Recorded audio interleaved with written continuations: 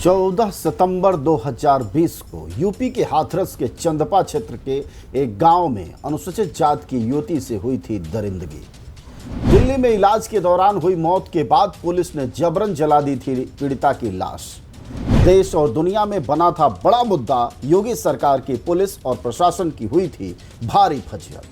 Police पर लाश जलाकर सबूत मिटाने का लगा था आरोप, साक्ष्य छुपाने में लगा था प्रशासन। मीडिया में महीनों छाया रहा मुद्दा। हाथरस की दलित बहनों की सुरक्षा का मुद्दा बना था बहुत बड़ा इशू। केरल के पत्रकार सिद्दीक कप्पन इस घटना की रिपोर्टिंग के दौरान हुए थे गिरफ्तार। 2 साल बाद हुए अभी हाल में रिहा। तो सवाल यह है कि आखिर 4 अपराधियों में से 3 को क्यों किया गया बाइज्जत रिहा, जबकि सबके नाम मरने से पहले बताए थे पीड़िता ने। सिर्फ एक संदीप को हुई है सजा, वह भी रेप और मर्डर में नहीं, SC/ST एक्ट और 304 में। जी हाँ दोस्तों, यह सवाल अब बड़ा है जबकि फैसला आ गया है। निचली अदालत CBI जांच के आधार पर फैसला दी है और उस फैसले में लवकुश, रामू और रवि, यह तीनों जो कि हाथरस कांड के अपराधियों में से एक थे, जिनके खिलाफ विवेचना के दौरान CBI ने मैं समूत आरोप पत्र विशेष न्यायाधीश SC/ST एक्ट के समक्ष पेश किया था, लेकिन उनके सबूत और साक्ष्य इस कदर कमजोर थे कि अदालत में वह टिक नहीं पाए और अपराधियों में से 3, जिनका नाम लवकुश, रामू और रवि है, वह बाइज्जत रिहा कर दिए गए हैं। और फिर एक बार न्याय और प्रशासन पर जनता का भरोसा संदेहास्पद हो गया। तो दोस्तों, जैसा कि आप जानते हैं कि 20 सितंबर 2020 को हाथरस की वह घटना, जब एक लड़की अपने खेत की तरफ जा रही थी और इन 4 दरिंदों ने उसे इस कदर पीड़ित किया, उसको मारा, उसके साथ रेप किया और उसके बाद उसकी इलाज के दौरान मौत हो गई। उसके इलाज पहले अलीगढ़ में हुआ, फिर वह दिल्ली के सफदरजंग अस्पताल में। मरने से पहले इन आरोपियों का बाकायदा उसने नाम लिया। लेकिन सवाल यह है कि न्याय में सिर्फ इकबालिया बयान से काम नहीं चलता। ऐसे में सभी आरोपियों में से किसी को भी रेप और हत्या में नहीं सजा हुई है, बल्कि 304 जो एक उपधारा है जिसमें कि गैर इरादतन हत्या का मामला दर्ज होता है, उसके तहत सिर्फ संदीप नाम के एक अपराधी को सजा हुई है। उसे आजीवन कारावास हुआ है और कहा यह जा रहा है कि यह वाकई न्याय की कोई भी किसी भी स्तर पर तस्दीक नहीं है। जिस तरह यह मुद्दा था, पूरे देश और दुनिया में छाया रहा।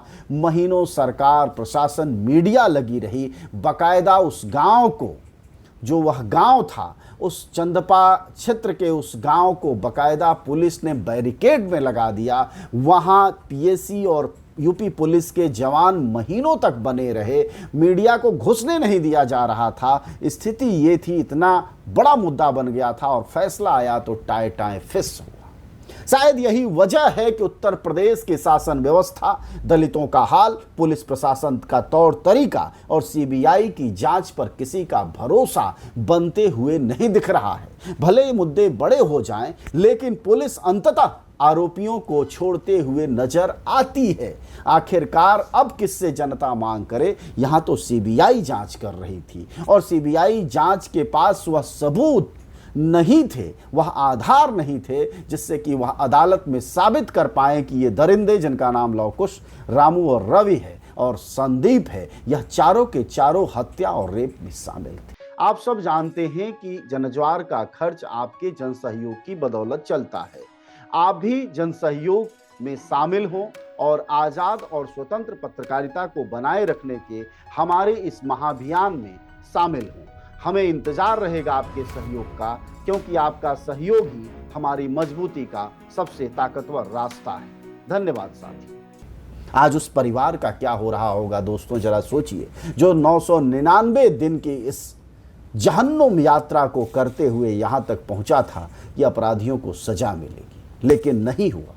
न्याय की देर में यही होता है कि अगर सबूत पेश नहीं कर पाए आप, पुलिस जांच न ठीक से कर पाए, साक्ष्य न जुटाए जाएं, तो तमाम हंगामों के बावजूद कॉलर चमकाते हुए अपराधी बाहर निकल जाते हैं और जनता का भरोसा फिर एक बार टूट जाता है। लोगों को लगता है कहाँ जाएं, किस कचहरी जाएं, किस अदालत जाएं, किस मीडिया के पास जाएं, कहाँ कहाँ आवाज़ उठाएं। अगर रिजल्ट शून्य ही होना है तो फिर क्या करें और क्यों करें।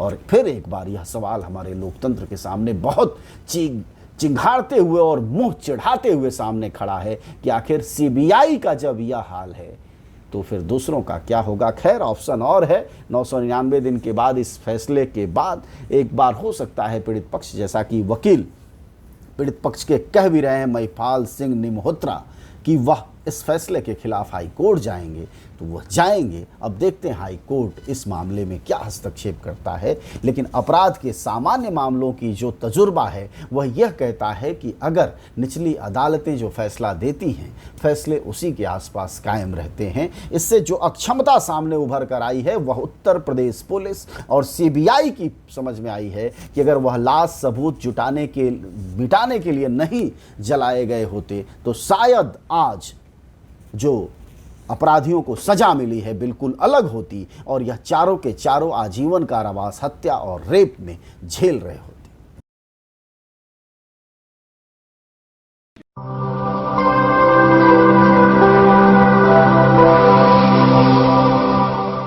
जन ज्वार, जनता की